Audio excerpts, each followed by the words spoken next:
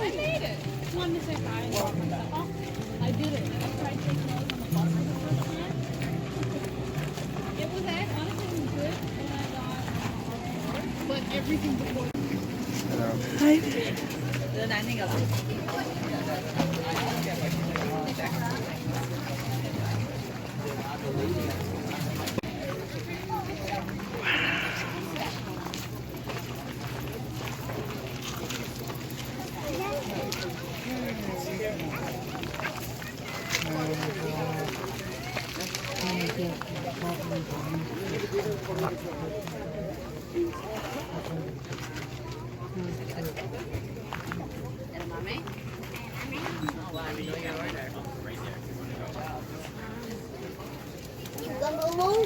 Cucumber rolls, nice.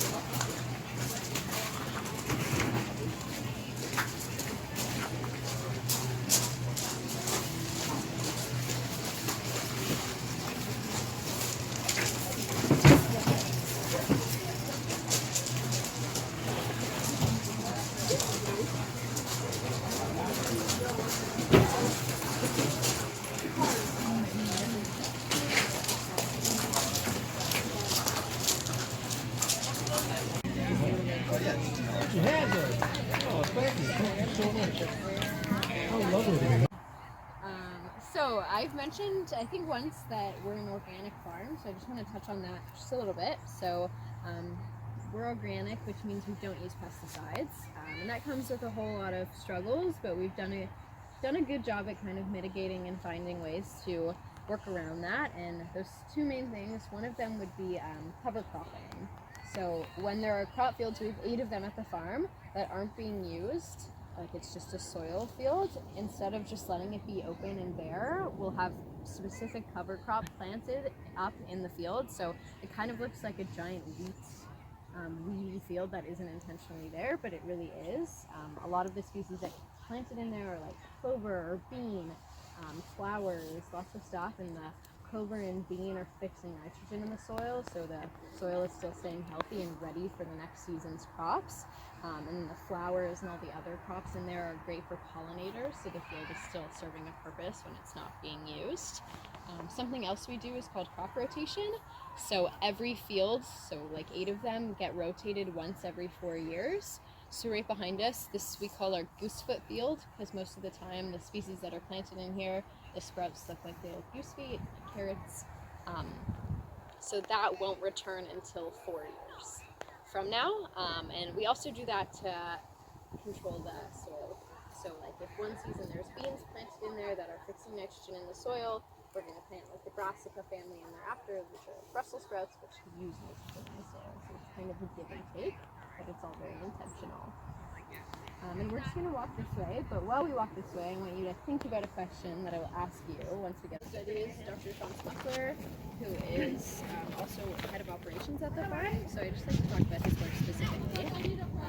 But this one is looking at greenhouse gas emissions through different soil types. So about 30% of greenhouse gas is emitted, that's emitted each year, comes from agriculture, which is definitely a high number, but most of that comes from like cattle farming. When you think about agriculture, so actually 4% of that is related to vegetable farming, which doesn't seem like a huge number, but I think in the grand scheme of things it really is. And as a university with an organic farm, it really gives us a great opportunity to kind of look into how we can reduce our greenhouse gas emissions. So this plot specifically is broken up into 4 different soil types. There's high compost soil, low compost soil, precision soil, which is the typical soil you find out at the farm with added phosphorus.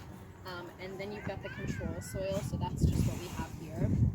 That's called podzolic soil, so it's what to know about that is it's really well drained, but also really acidic. So anyways, the plot is broken up into those 4 soil types, and then these like silver claw looking machines they're called greenhouse gas chambers, and they stay open, and then after a set amount of time, they slowly close, and they have this like vacuum seal that sucks up. We just have a nice partnership with the community that does run them. So this is one of them. This is our Wasitium gardens. So it's an indigenous medicinal garden run by a group called the Medicine Collective. We have over 66 different medicinal plants growing in this garden alone. And I just want to briefly talk about the ecosystem. So when and it's also mimicking it's an indigenous motif called a spindle whorl. It basically looks like a really big flower with petals coming off of the heart. And so each different petal in the garden has a different purpose. So like the center, which is the heart, has tobacco, which is meant to heal the heart. And then each different petal coming off has a different species that replicates a different part of the body. So the UBC Farm offers a program called the Practicum Program. It's dependent on how long you want to do it, but can be 5 to 7 months. And it's a program to essentially teach young farmers what it looks like to work on an organic farm and just learn all about farming basics.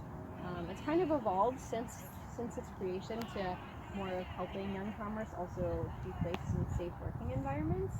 A lot of the time, young farmers in Canada are immigrants that don't really know what standards they should be looking for when it comes to farming industries.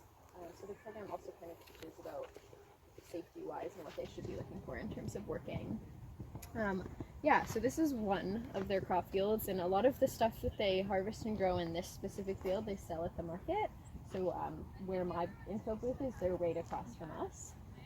And then all the money that gets made at the farmer's market gets cycled back into the program. Yeah, and it's a really cool program. Last year there was, and the age range was, like the youngest doing it was 19 and the oldest was 64. So it's really for everyone. You can be a UBC student to take it, but you don't need to be. But if you are, you do get credit, which is also very nice. Yeah, and we've seen a whole lot of fun people do this program.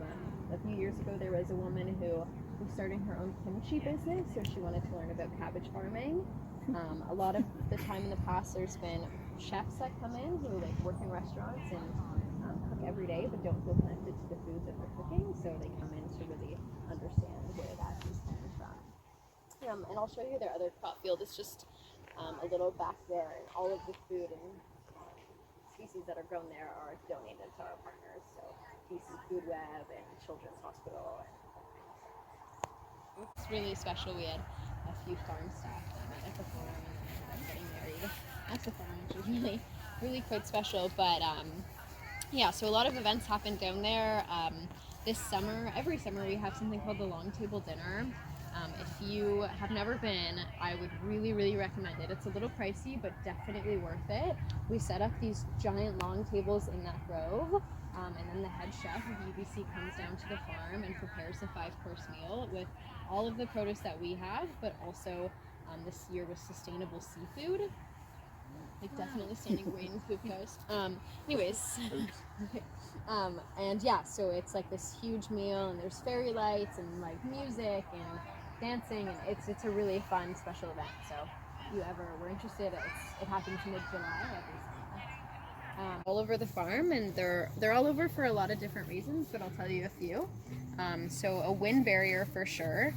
They take a lot of the force of the wind that other orchards or like our herb and like flower garden is right there. So these two spaces are really susceptible to wind damage. So when we have a big bush and shrub like this, it really takes the force of the wind away from these orchards. They also have really extensive root systems, so they've got lateral root systems that extend really far out. And like I was saying earlier about the farm, not great water retention in the soil, so when we do have these really long, diverse root systems, it's great for water retention in the soil, which we definitely need. And then they're also really great for species and different animals habitat-wise. There's a lot of bats that live in there, insects, raccoons, our deers really like the hedgerow, so everything that really helps the farm thrive and grow lives in the hedgerows, which is really, really cool. And they're also great for research. So the study just ended, but there was a research study going on in there for a while called Artificial Light at Night. That was kind of analyzing what it would look like to expand artificial lighting out on the farm and how that would specifically impact bat and insect species.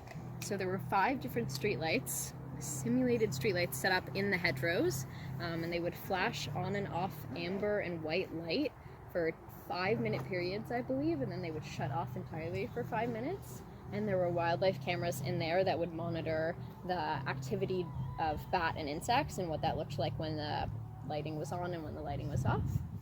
And I think the study was kind of just, well, first of all, just seeing what it looks like in urban settings to how that impacts these specific species, but also like more broad scale, what it would look like to expand lighting out onto the farm, because in the winter when the sun goes down at 3, can't really do much out here.